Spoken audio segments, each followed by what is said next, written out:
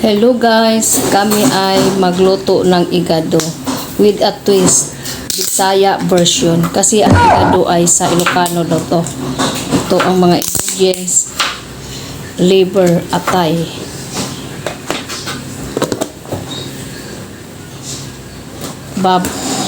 hiniwang punod na baboy, at sweet pepper, sibuyas, garlic, patatas nga gihiwa. Let's do this, guys.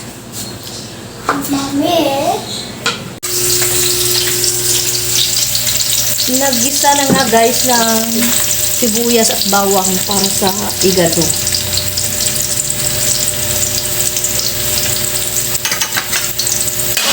Ukayon ng ukayon. Pag ma-brown na, isunod yung karne at iba pang mga sangka.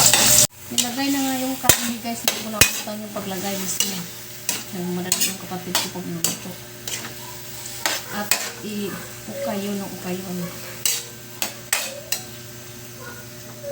Hindi na nga niya minamarinate guys. Diniretso na lang.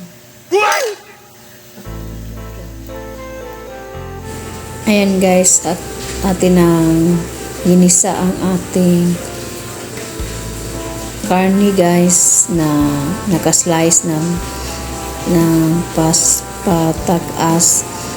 Okay, ginisa sibuyas, bawang at ngayon guys ay nilagay na natin yung ating patatas at carrots. Isunod naman yung ating atay.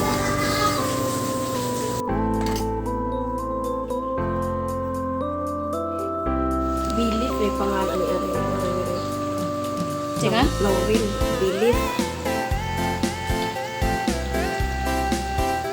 Laurel daw.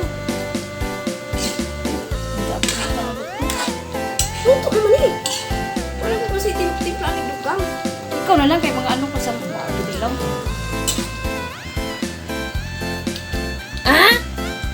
Tapang ka na. Ayun guys, luto na ang aming igado Bisaya style.